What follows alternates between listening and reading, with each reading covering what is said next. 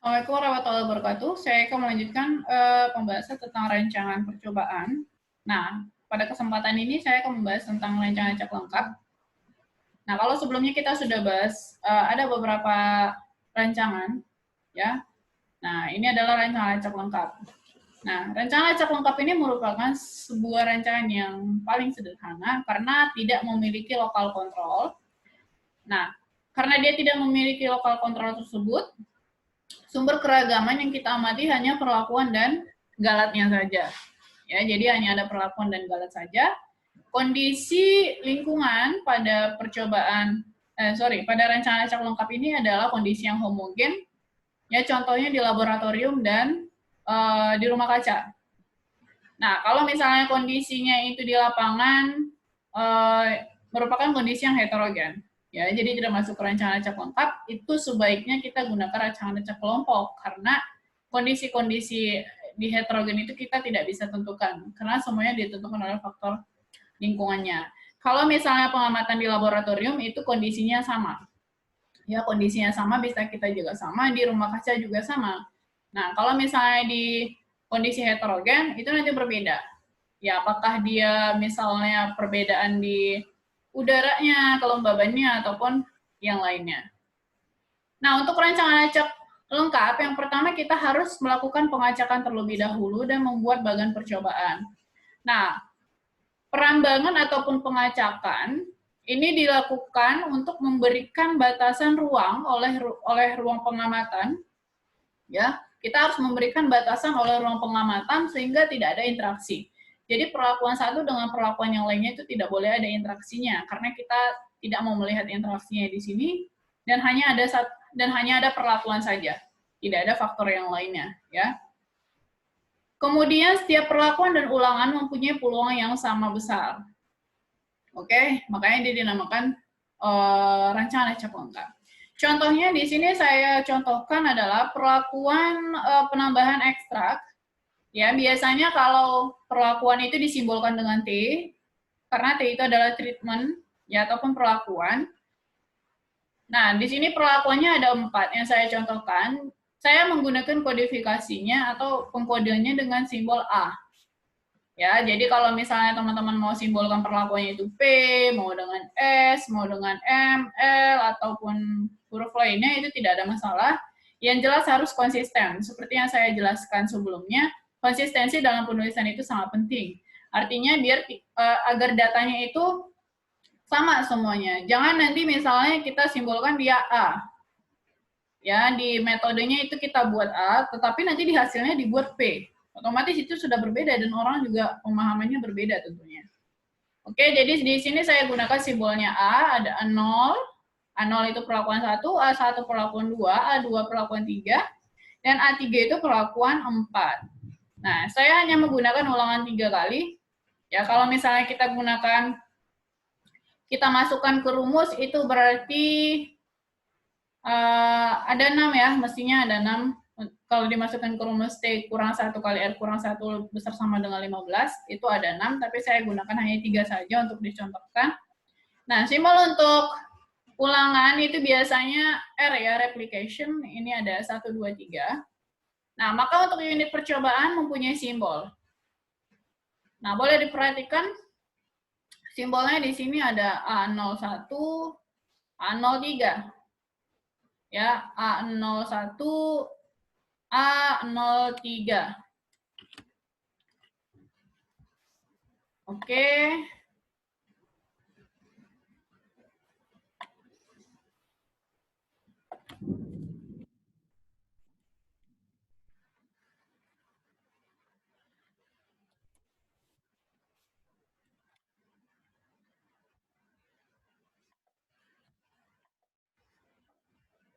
Oke, jadi di sini ada A01, titik-titik A03. Nah, A0 itu berarti kita mulai dulu dia dengan perlakuan. Jadi perlakuan 1, simbolnya A0. Nah, A0, kemudian ulangannya baru yang mengikuti 1. Berarti dia kalau A01 berarti perlakuan 1, ulangan yang pertama. Ya. Kemudian A02 berarti perlakuan 1, ulangan yang kedua. Oke, begitu seterusnya. Jadi kita sebutkan dulu perlakuannya terlebih dahulu, baru diikuti dengan ulangannya. Makanya di sini ada A01, A11, A21. Kemudian ada A31 sampai dengan A33. Oke. Nah, kemudian baru kita buat bagannya. Jadi bagannya ini berbentuk tabel. Nah, untuk pengacakan ini kita acak ya, karena namanya memang rancangan acak. Jadi harus kita acak. Nah, dalam rancangan acak lengkap itu berkemungkinan perlakuan yang sama akan muncul atau akan terulang pada satu baris yang sama. Bisa kita lihat di sini A01 ini baris yang satu ya, baris yang pertama. Kalau baris itu kita tarik dari secara horizontal kiri ke kanan, kalau kolom itu dari atas ke bawah. Nah, A01 berarti ini perlakuan 1 ulangan 1, A13 perlakuan 2 ulangan 3, A12 perlakuan 2 ulangan 2, A31 perlakuan 4 ulangan 1. Nah, jadi di sini ada muncul A1, berarti ada perlakuan yang kedua ini muncul 2 kali pada baris yang sama. Itu maksudnya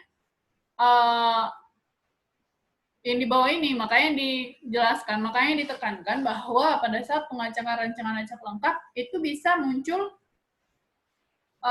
perlakuan pada baris yang sama. Oke? Nah, jadi untuk jumlah unit percobaannya, berapa banyak sih sebenarnya percobaannya ini? Jadi kalau untuk mengetahui itu, kita harus mengalihkan ya, kita harus melakukan perkalian antara perlakuan dan ulangan. Jadi perlakuannya tadi ada 4, ulangannya ada 3. Otomatis 4 kali 3, T kali R, treatment kali replication, ya, perlakuan kali ulangan, 4 kali 3 berarti ada 12. Kita buktikan 12, apakah benar 12?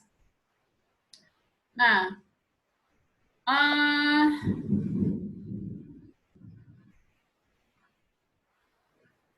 ini ya, jadi di sini bisa kita lihat, ke bawah ini ada 3, ke kanan ini ada 4. Jadi 3 ke bawah kali 4, ini penghitungan matematika sederhana ya. Ini sama dengan 12. Oke, jadi sama dengan nilainya nih. Jadi ada 12 unit percobaan. Oke, nilai-nilai pengamatan untuk percobaan diberi simbol YIJ. Jadi simbolnya YIJ, di mana I merupakan perlakuan, karena tadi simbolnya secara simbolik. A0 dulu, perlakuannya dulu, baru diikuti ulangannya. Ya, jadi perlakuannya dulu, baru diikuti ulangannya. Ini dia perlakuannya, kemudian diikuti ulangannya setelahnya. Oke, jadi I merupakan perlakuan ke I, 1, 2, 3, sampai R. R ini adalah ya berapa banyak perlakuan yang kita gunakan. Kemudian J adalah ulangannya, berapa ulangan yang kita gunakan. Oke.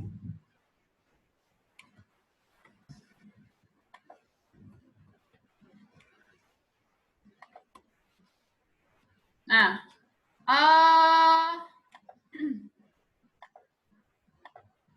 selanjutnya di sini ada penataan ataupun analisis data. Ya, bisa teman-teman lihat juga bisa cross check di bukunya ya. Jadi penataan ataupun analisis data, bentuk tabelnya itu nanti seperti ini. Ya, bentuk tabelnya. Karena tadi perlakuan saya adalah ekstrak, kan di sini ada ulangan. Nah, jadi ekstrak sebagai perlakuan berarti ada 3. Ada 4. Ya, jadi ada 4 perlakuan. Ini ada 4 perlakuan, ada 0, A1, A2, 3, 4. Jadi di sini ada 4. Kemudian ulangan yang saya gunakan ada 3. Ya, jadi ada ulangan 1, ulangan 2, kemudian ulangan 3. Ya, di sini saya simbolkan I saja untuk berapapun ulangannya. Jadi di sini sebenarnya ada 3 ya. Oke. Nah, untuk penyimbolannya, simbol yang digunakan. Nah, A0 ini merupakan perlakuan 1, A1 merupakan perlakuan 2, A2 merupakan perlakuan 3, A3 merupakan perlakuan 4. Nah, AJ Ini adalah jumlah perlakuan yang digunakan. Misalnya kalau perlakuan yang mau digunakan itu 4, ya berarti di sini cukup ini, ada 4 ini. Kalau misalnya perlakuannya ada 7, ya berarti sampai 7 di sini ditambahi. Oke? Sama juga dengan R juga sama, ulangan juga sama, berapapun jumlah R-nya. Nah, untuk tabelnya di sini, isinya di sini ya, isi tabelnya. Ini sama seperti tabel yang sebelumnya, ya. Jadi di sini sebenarnya A ya, bukan Y. Di sini sebenarnya A10, sorry, A01. Ya, kita mulai dari A01 dulu. Ini A0 ya. A01. Jadi kita lihat dulu dari perbaris sini. Sorry, kita lihat dulu dari kolom sini untuk untuk yang di tengah ini ya. Kita lihat dari kolomnya dulu, baru kita lihat baris ulangannya. Nah, berarti di sini A01. Ya. Ini ya. A01. Di sini A01. A02. Berarti A02 di sini. Kemudian A03.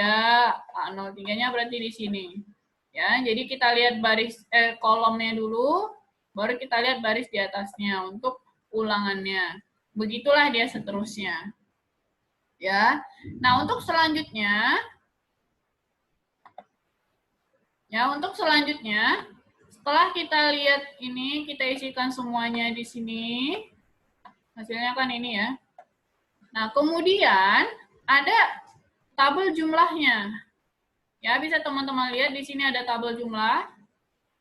Jumlah ini yang mana? Jumlah ini adalah jumlah perlakuan. Nih, jumlah perlakuan A0 dengan ulangannya masing-masing. Ya, jadi di sini ada A01, A02, A03. Jumlahnya lah di sini.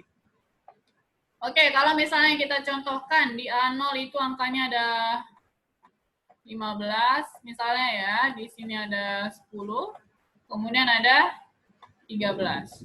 Nah, ini kita jumlahkanlah dia jadi di sini. Ini hasilnya yang di sini. Ini berarti ada 25, ada 38 ya. Jadi ada 38. Totalnya di sini 38. Oke?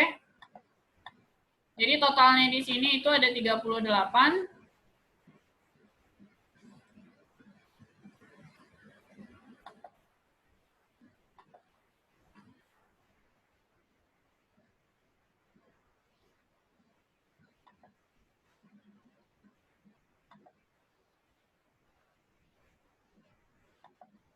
Oke, jadi totalnya di sini itu ada, sorry.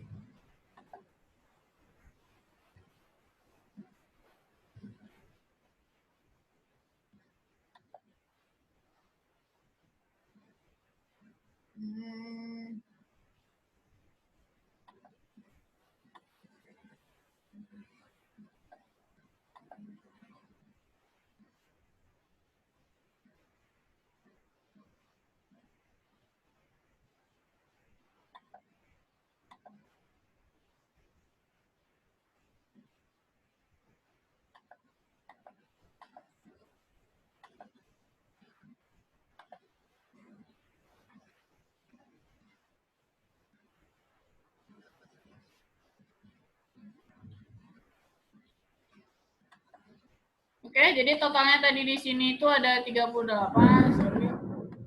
Nah, di sini ya. Jadi totalnya ada 38. Penjumlahan dari sini, baris yang ini. Ya, jadi baris ini kita jumlahkan, itulah totalnya di sini, sama untuk ke bawah. Jadi penjumlahan per baris ya. Jadi ini baris ini berapa jumlahnya, baris ini berapa jumlahnya, baris yang ini berapa jumlahnya. Itulah totalnya di sini. Oke. Nah, selanjutnya setelah kita hitung totalnya, barulah kita cari dia rataan. Di sini ada yang namanya rataan. Rataan itu apa? Rataan adalah jumlah dari keseluruhan ini dibagi dengan perlakuannya berapa. Ya, jumlah dari keseluruhan dibagi dengan jumlah datanya. Ya, banyak datanya. Oke, jadi jumlahnya misalnya di sini 38. Banyak datanya berapa? Kita lihat, berarti banyak datanya ini ada 3. Nah, jadi untuk mencari rata-rata itu jumlah atau total dibagikan dengan banyaknya data. Oke, ini pelajaran udah paham lah ya. 38 bagi 3 ini berarti ada 12,6 ya. Ini 12,6. Jadi rataannya di sini yang kita isi adalah 12,6. Ya, jadi rataannya di sini itu ada 12,6. Sama penghitungannya untuk ketiga-tiganya. Oke. Nah, kemudian ini kalau kita lihat ke kanan, berarti ini perlakuan ya. Ini perlakuannya kita lihat ke kanan. Nah, kemudian untuk melihat yang ulangannya, berarti kita totalkan dia ke bawah. Ya, jadi perlakuan ini ke bawah. Nah, di sini ada juga yang namanya total. Kalau di sini tadi total juga jumlah, kemudian ada juga total ke bawah. Nah, ini totalnya sama penjumlahannya ke bawah. Yang dilihat berarti kolom dari atas ke bawah, ini yang ditarik ya, per kolom. Kalau tadi ini per baris ke sini, ke kanan. Oke. Nah, kalau yang tadi itu kita per baris. Ini namanya per baris ya. Ini per baris.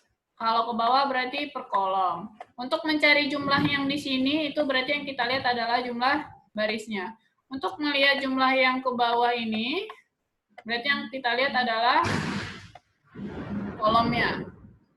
Oke.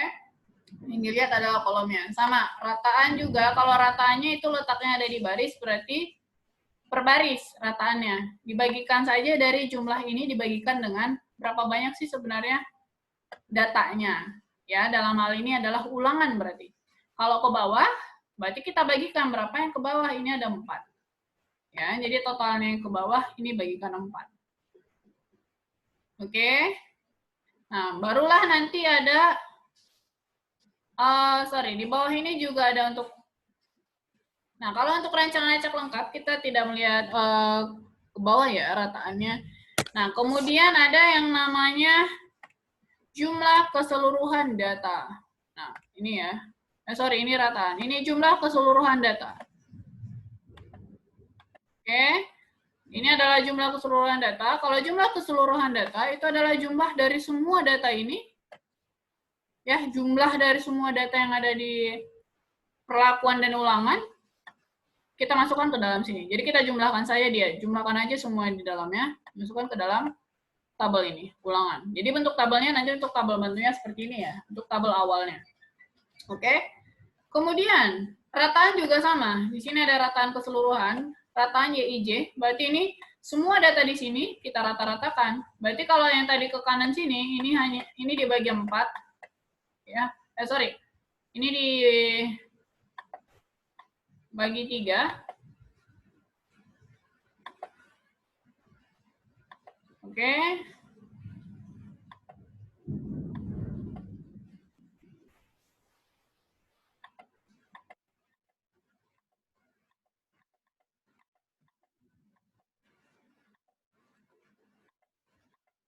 Oke, ini dibagi 3, kemudian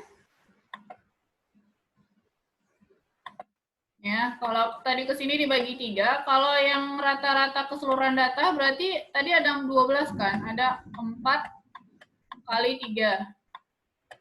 Berarti ini 12. Nah, berarti kalau untuk YIJ ini itu kita bagi dengan 12. Jumlah dari sini kita bagikan dengan 12. Kenapa bagi 12? Karena datanya itu ada 12, makanya kita bagi 12.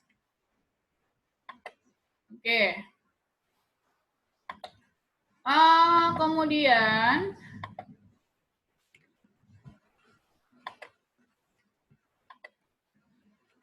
nah, setelah kita hitung itu, barulah kita masuk ke dalam analisis sidik ragam. Ya, analisis sidik ragam ataupun ANSIRA. Di sini biasanya kalau orang bilang ANOVA ya, analysis of variance, ya. Jadi tabel sidik ragam. Biasanya orang tahu tabel ANOVA lah bahasa lainnya. Nah, sebenarnya analisis sidik ragam ini apa? Analisis sidik ragam merupakan suatu uji yang dilakukan menurut distribusi F, sehingga ANSIRA, analisis sidik keragam ini disebut sebagai uji F. Jadi bahasa lain dari ANSIRA ataupun ANOVA ini adalah uji F. Kenapa uji F? Karena nanti kita akan membandingkan hasil yang kita analisis itu dengan tabel F. Ya, jadi ada yang namanya tabel F. Oke. Nah, pengujian hipotesis tentang pengaruh faktor pelakuan terhadap keragaman data hasil percobaan. Jadi ANSIRA ini untuk mengujikan hipotesis kita tadi, apakah hipotesis kita tadi diterima ataupun ditolak. Nah, untuk model uji umum bagi uji F adalah H0. H0 dibagikan dengan mu sama dengan epsilon. Ya. Jadi ini H0 ini adalah hipotesis ya, hipotesis kita, hipotesis awal. Kemudian ini adalah hipotesis H0, hipotesis awalnya. Kemudian H1 ini adalah hipotesis dari kita sendiri. Ya, jadi maksudnya di sini apakah hipotesis kita ini diterima ataukah hipotesis kita ini ditolak. Oke, jadi ada hipotesisnya dua. Misalnya perlakuan ekstrak bawang putih tidak memberikan pengaruh. Yang satu lagi ekstrak bawang putih memberikan pengaruh. Jadi yang mana yang diterima dan yang mana yang ditolak. Oke, jadi untuk mencarinya F hitung sama dengan ini rumusnya. Ya, rumusnya untuk mencari F hitung nanti dibantu dengan tabel ya, biar gampang. Kemudian ada kuadrat tengah perlakuan dibandingkan dengan per kuadrat tengah galat. Ya, jika nilai F hitung lebih kecil ataupun sama dengan F alfa, ya F alfa ini nanti ada F alfa 5%, ada F alfa 1%, maka H0 diterima. Ya, atau H1 salah. Jadi H0-nya kita terima, H1-nya salah. Nah, kalau nilai F hitung lebih besar daripada F alfa, H0-nya itu kita tolak, H1 hipotesis kita itu diterima. Oke, jadi ini bisa kita lihat pada tabel F1 tabel F hitung F alfa 5% dan F alfa 1%. Ya, jadi bisa kita lihat dibandingkan dengan F tabelnya. Jadi yang kita hitung itu tabel ANOVA-nya itu dinamakan dengan F hitung. Kalau yang tabel itu namanya F tabel. Jadi ada tabel F ya. Kalau yang punya buku itu nanti ada di belakang bukunya ataupun bisa di searching online, ada bentuk tabel F itu seperti apa. Oke. Nah, jadi untuk mencari kuadrat tengah perlakuan, KTP ya, untuk mencari kuadrat tengah perlakuan, di sini rumusnya adalah jumlah kuadrat perlakuan dibandingkan dengan V1. Ya, dibandingkan dengan V1. Jadi V1 itu adalah perlakuan dikurang 1. Ya, V1 perlakuan dikurang 1. Kemudian kuadrat tengah galat dihitung dengan jumlah kuadrat galat per V2, di mana V2 mencarinya R kali T ataupun T kali R kurang 1 dikurang T kurang 1. Oke, kurang T kurang T kurang 1. Ya. Nah, jadi ini tadi yang sudah dijelaskan. Untuk tabel ANOVA-nya bentuknya seperti ini.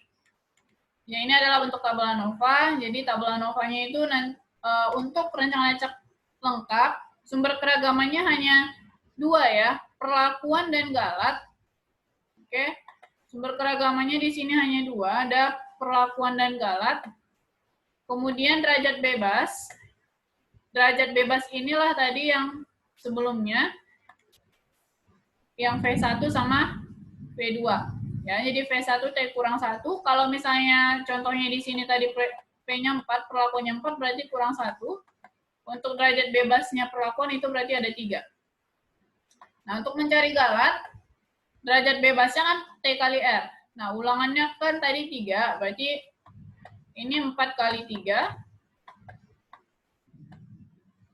Kemudian dikurang 1. Ya, kemudian dikali perlakuan dikurang 1. Oke, ini hasilnya. Nah, untuk penghitungan seperti ini adalah penghitungan yang sederhana. Penghitungan sederhana, jadi 4 kali 3, ini kita kalikan dulu ya. Oke, ini kita kalikan dulu, 4 kali 3 berarti 12. Kemudian dikurang 1. Jangan lupa dalam kurungnya ya. Kalau ada pengoperasian dalam kurung, itu berarti harus kita pisahkan atau harus kita utamakan dulu. 12 kurang 1 itu berarti 11. Ya. 11. Sorry, ini masih kurang ya di sini. Kemudian 4 kurang 1. 4 kurang 1 itu berarti 3. Sama dengan ini tadi 11 kurang 3 ya. Ini rumusnya, sorry, rumusnya kurang, ada yang kurangnya. Sebenarnya rumusnya itu R kali T kurang 1 kali kurang T kurang 1. Oke, jadi di sini 11 kurang 3 itu 8. Ya, jadi di sini tadi 3, sini 8. Berarti di bawah harus 11. Ya, ini harus 11, 3 tambah 8 harus 11 dia. Berarti dia 4 kali 3 kurang 1. Ini berarti 12 kurang 1 sama dengan 11. Oke, jadi untuk totalnya dia ada 11. Nah, inilah derajat bebasnya, 3, 8, 11. Kemudian kita carilah jumlah kuadrat perlakuannya. Baru kita cari jumlah kuadrat galatnya. Oke. Untuk mencari jumlah kuadrat perlakuan dan jumlah kuadrat galat, nanti saya lanjutkan ke video yang selanjutnya. Yang jelas ini adalah bentuk tabel ANOVA, ya, atau analysis of variance. Ini adalah bentuk tabelnya. Ada jumlah kuadrat, itu ada jumlah kuadrat perlakuan, sini. Jumlah kuadrat perlakuan, kemudian ada jumlah kuadrat galat, kemudian ada jumlah kuadrat total. Kemudian ada kuadrat tengah. Ya, kuadrat tengah yang tadi disimbolkan dengan KT. Oke, jadi jumlah kuadrat tengah ini JKP, nilai dari JKP ini ya, untuk jumlah kuadrat tengah JKP ini dibagikan dengan P1. Ya, jadi kolom jumlah kuadrat dibagikan dengan kolom derajat bebas. Oke, kemudian JKG juga sama, itu kita bandingkan jumlah kuadrat galatnya dengan P2-nya. Nah, kemudian barulah kita dapat F hitung. Ya, kita dapatlah si F hitung. F hitung ini perbandingan atau pembagian antara kuadrat total perlakuan dengan kuadrat tengah perlakuan dengan kuadrat tengah galat. Dapatlah di F hitung. Baru ada F tabel. Nah, F tabelnya ini kita lihat dari tabel F. Ya, ini kita lihat dari tabel F. Ada di buku ataupun searching online. Oke, untuk tabel F, kita membandingkannya pada taraf 5% sama taraf 1%. Ya, jadi taraf 5% dan taraf 1%. Taraf 5% dulu, baru taraf 1%. Kenapa taraf 5% dulu? Karena tingkat ketelitiannya itu berbeda. Ya, ada beberapa data yang pada taraf 5% saja dia sudah menunjukkan pengaruh. Ya, nah tapi ada data yang membutuhkan ketelitian yang lebih tinggi, makanya ada pembandingan lagi dengan taraf 1%. Artinya di sini simbolnya probability-nya 95%, di sini 99%. Kemungkinan datanya benar itu bagus itu 99%. Jadi tingkat ketelitian 1% ini lebih bagus dibandingkan yang 5%. Makanya tidak langsung dibandingkan dengan F tabel 1%, tapi harus didahulukan dengan F tabel yang 5%. Oke, ini nanti hasilnya bisa dilihat di tabel. Nah, kemudian hasilnya nanti apabila F hitung, ya, apabila F hitung, saya simbolkan FH aja ya. F hitung lebih besar daripada tabel 5%. Sorry, penulisannya kayak gini. F hitung. Nah, apabila F hitung lebih besar, jadi bacanya dari tengah ya, lebih besar daripada F tabel 5%, ya, F hitung lebih besar daripada F tabel 5%,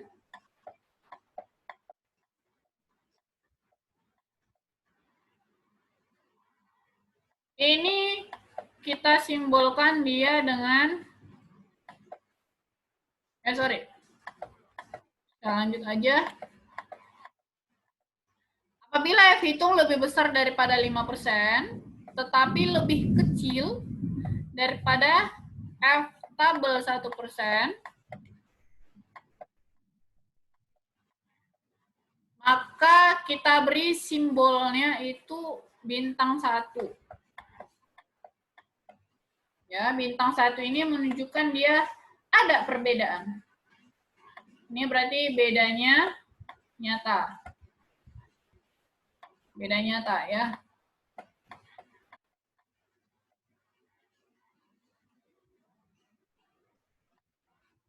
Oke, ini beda nyata.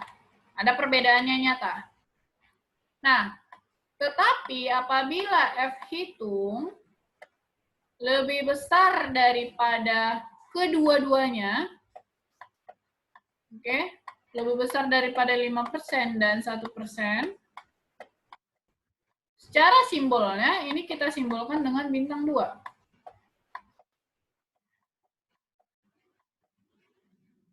Ya, simbol bintang 2 ini menyatakan kalau dia itu berbeda sangat nyata.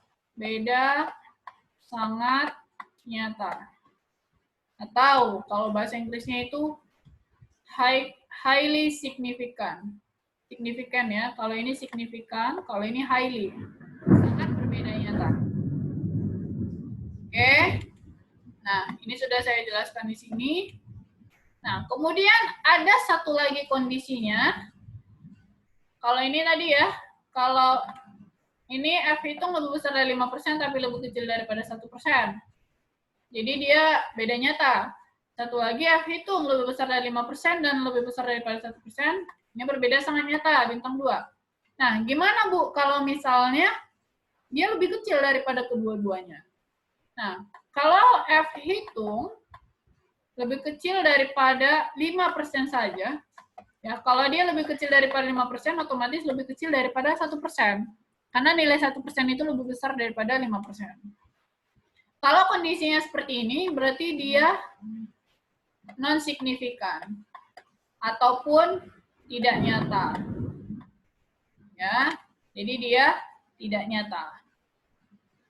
Oke, jadi ada 3 kondisi dari tabel ANOVA. Kesimpulannya nanti, apabila F hitungnya lebih besar daripada 5% dan lebih kecil daripada 1%, simbolnya itu adalah bintang 1. Ya, keterangannya dia berbeda nyata. Yang kedua, apabila F hitung lebih besar daripada keduanya, 5% dan 1%, simbolnya bintang 2. Yang menandakan kalau dia itu adalah berbeda sangat nyata. Dan yang ketiga, apabila F hitung lebih kecil daripada kedua-duanya, simbolnya itu adalah TN ataupun NS, non-signifikan ataupun tidak nyata. Ya, jadi tidak ada perbedaan yang nyata di antara data-data yang kita bandingkan tadi. Oke.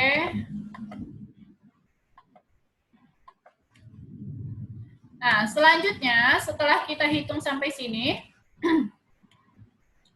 setelah kita hitung, kita lihat kesimpulannya ya. Setelah kita lihat kesimpulannya, jika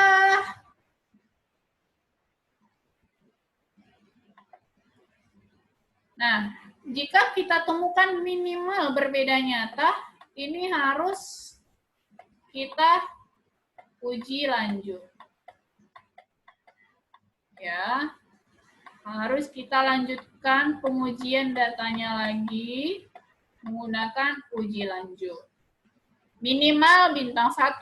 Kalau di YTN atau NS, itu tidak usah kita uji lanjut lagi. Ya, karena keragaman datanya itu besar.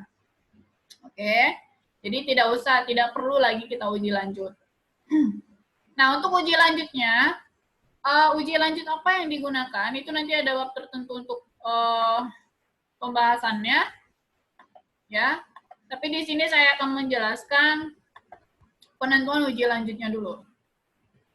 Oke, untuk uji lanjut yang digunakan itu tergantung dari koefisien keragaman ya. Jadi ada yang namanya koefisien keragaman, yaitu suatu koefisien yang menunjukkan derajat kejituan ya, yang menunjukkan keakuratan data tersebut dan keandalan kesimpulan atau hasil yang diperoleh dari suatu percobaan yang merupakan deviasi baku per unit percobaan.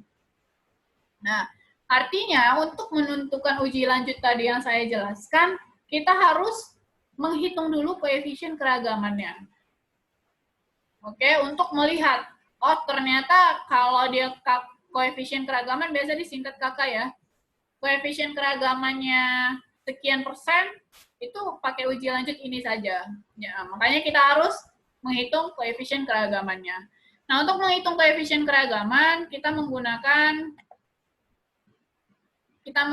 rumus kuadrat tengah ya. Kita menggunakan rumus kuadrat tengah Galat ataupun KTG. Ya, kita menggunakan rumus KTG dibandingkan dengan Y rata-rata. Ya, jadi kita bandingkan dengan Y rata-rata, artinya rataan seluruh data. Rataan seluruh data, bukan rataan perlakuan, tapi rataan seluruh data. Dikalikan dengan 100%. Oke, jadi kalau KTG tadi udah kita dapatkan di tabel ANOVA-nya, ya. KTG-nya ini tadi di ANOVA.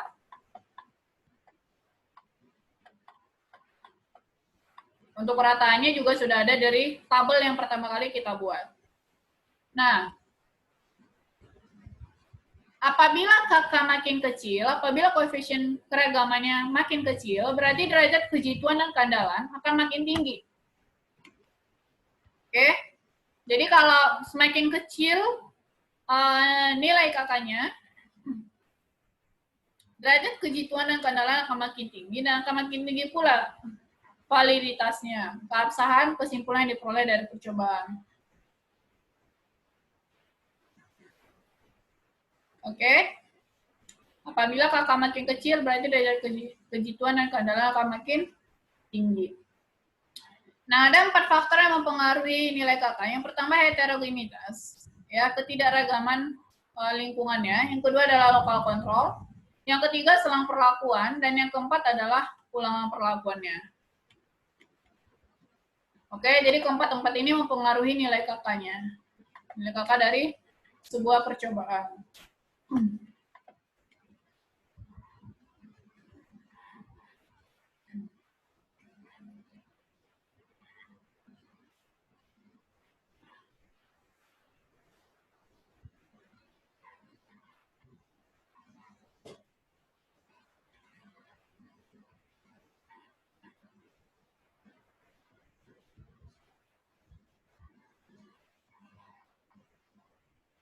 Oke, kita lanjutkan.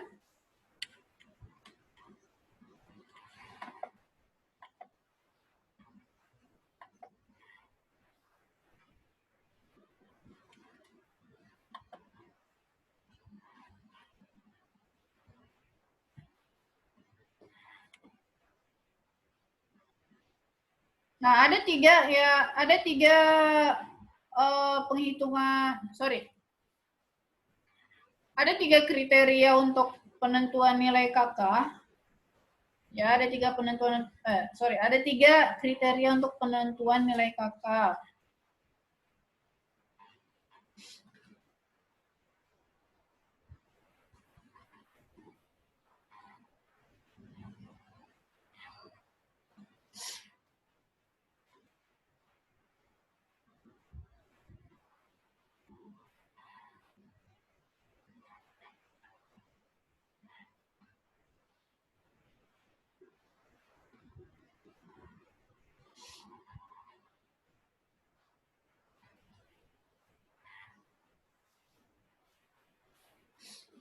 Oke. Nah, di sini ada ketentuan, jika kakaknya besar, minimal 10% pada kondisi homogen, ataupun minimal 20% pada kondisi heterogen, uji lanjut yang sebaiknya digunakan adalah uji Duncan. Ya, jadi uji lanjut yang digunakan adalah uji Duncan, karena nilai kakaknya besar. Oke. Nah, kenapa menggunakan uji Duncan pada saat nilai kakaknya besar? Karena ketelitiannya itu lebih tinggi. Ya, lebih yang paling teliti apabila keragaman datanya itu besar, jadi kita harus melihatnya dengan menggunakan uji Duncan untuk mendapatkan hasil yang terbaik. Nah, jika kakaknya sedang berada pada 5-10% untuk kondisi homogen dan 10-20% pada kondisi heterogen, ini yang kita gunakan uji lanjutnya adalah uji beda nyata terkecil ataupun BNT. Ya, ketelitiannya sedang. Dan untuk kakaknya yang kecil maksimal 5% pada kondisi homogen dan 10% pada kondisi heterogen, uji yang digunakan adalah uji beda nyata jujur atau BNJ biasanya disebut. Karena uji ini kurang teliti. Ya. Kalau nilai kakaknya itu kecil ya kita pakai BNJ saja. Kalau yang paling teliti itu sebenarnya adalah uji Duncan ya. Kalau nilai koefisien keragamannya itu 10%. Oke, jadi ini adalah yang menentukan nanti uji lanjut apa yang akan kita gunakan. Biasanya yang 3 ini yang paling umum digunakan. Kalau menggunakan uji Duncan, itu nanti pengujiannya berbeda dengan uji beda nyata terkecil dan beda nyata jujur. Ya. Nah, untuk contohnya akan saya lanjutkan ke video berikutnya. Mungkin untuk penjelasan rancangan acak lengkap sampai ini saja yang bisa saya sampaikan. Saya akan lanjutkan ke video selanjutnya untuk contoh. Terima kasih. Assalamualaikum warahmatullahi wabarakatuh.